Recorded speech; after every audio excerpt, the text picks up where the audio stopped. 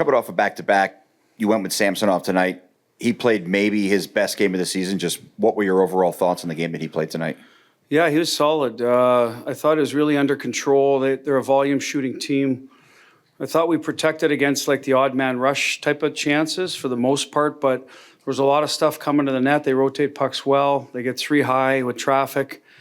So he was able to fight through that and find all the pucks, and then we're able to help him out with the clears and box outs. So good combination of our D doing a good job in front and a great job by him to find pucks and stay with pucks, right? So felt bad for him in the last goal. I mean, they made a pretty play, but at the end of the day, he gets the W. Full value for that, and that's a big positive for our team.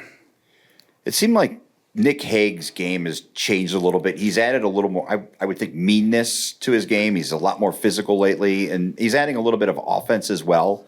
Had the goal call back last night. He gets the empty netter tonight. Is that kind of what you envision from Nick Hague as a defenseman? Well, listen, you see a guy that's 6 foot a lot. So first of all, the long reach, you want a good defender, a guy that will play hard because he can get into people. And then you try to build the rest of his game, puck retrievals, good first pass. Just try to be clean with the puck in this league because there's so many quick guys that get underneath you, right? So when I talk to him, I mean, I had Chara for a long time who's, listen, they're different stages of their career, obviously, when I had him. But, you know, Z had to go through that as a young guy, people, you know, trying to get inside him and pick, you know, those plays on the forecheck. So below the goal line's a tough area when you're trying to retrieve a puck. You're taking care of the front of the net. And these little quick guys are all around you. So that's the part of the game that there's a little bit of a learning curve for Nick where he's got to sort through and will continue to. But the rest of his game in the neutral zone, he sees the ice well up top. Just decide, you know, when to shrink the zone, when to get the shot off quick, when he can dust it off a little bit because he's got a heavy shot. So those are all things you have to learn. And you have to get touches. You know, he's not on the power play, so he doesn't get those kind of easy touches some of the other guys get. But that part of his game is coming along too. So, but we want him first and foremost to be an identity Vegas Golden Knight defenseman. Big, hard, tough to play against, defend well, be clean with the puck. And that's the constant reminders for him. We'll see where it goes from there. So happy for him. He's a great guy, great teammate, easy to coach, loved in the locker room. So, you know, his growth is important to us. And we'll just keep working on it. Danny, Jesse, Willie. Hey Bruce, Danny Webster, Las Vegas Review-Journal. Do you have an update on Hurdle, and were you surprised that it was only a 2-minute penalty there?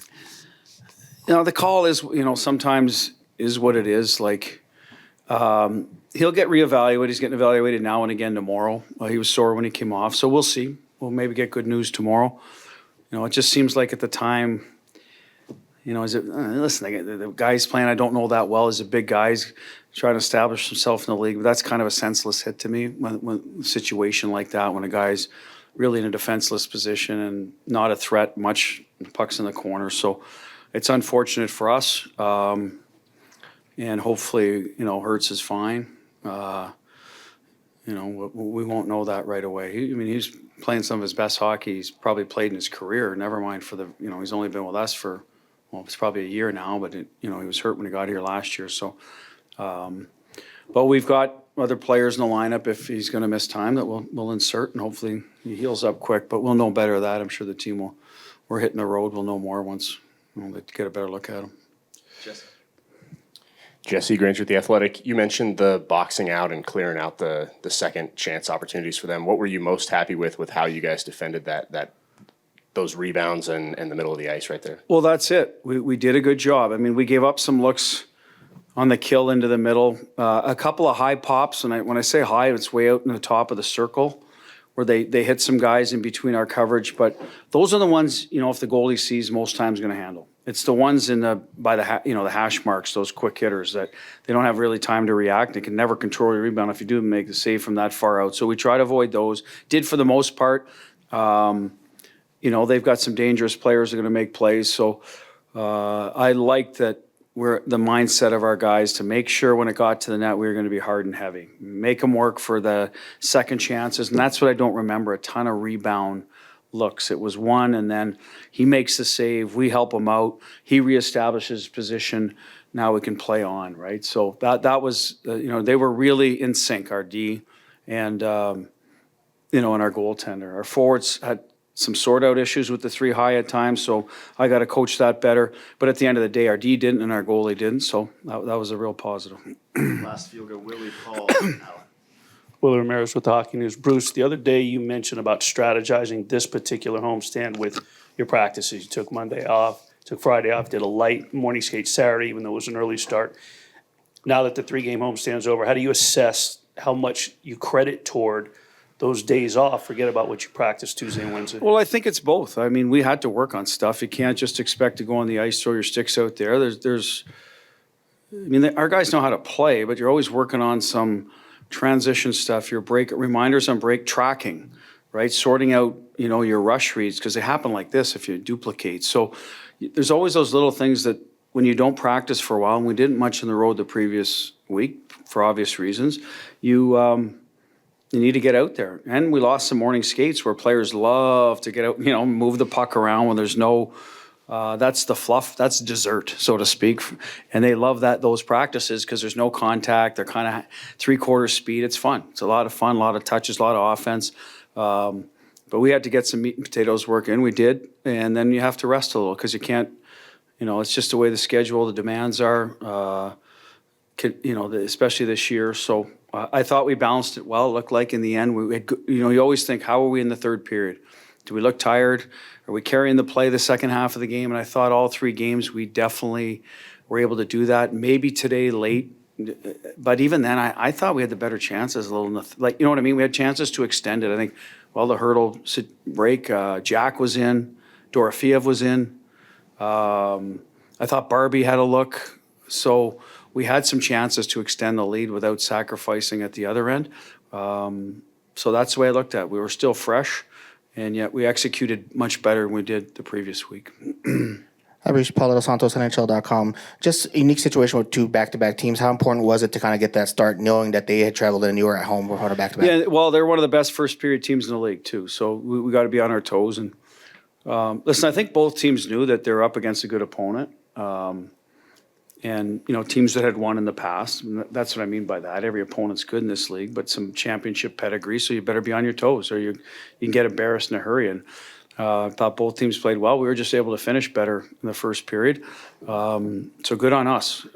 We are at home. They are traveling, so you would expect to have the edge. Doesn't always work that way. We're not the best team in the first 6, 8, 10 minutes, and today we were much better. So good on us. Taking advantage of that, and it obviously forced them to chase the game, probably shorten their bench a little, and that's always advantage to the team with the lead. Last one, Alan. What's your early read on Howden being combined with Riley and Carlson, and do you feel like Nick anchoring that 4th line is kind of a natural post for him?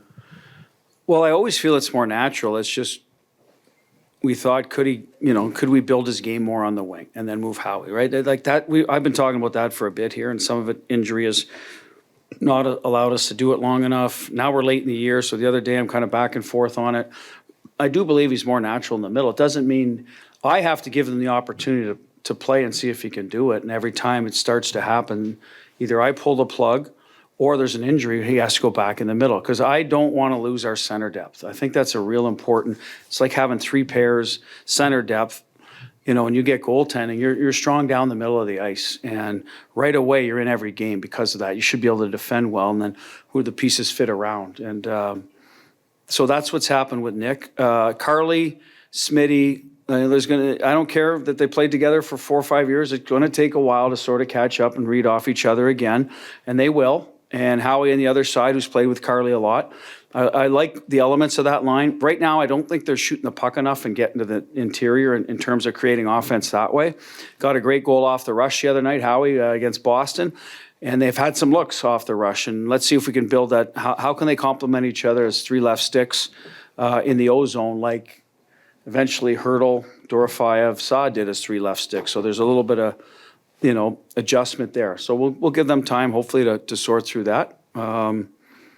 That's how I see it right now. But they're all really good players, no matter who they end up with. They all play in the one of the other special teams, and they're valued guys in terms of matchup. I know that I can rely on them against anybody.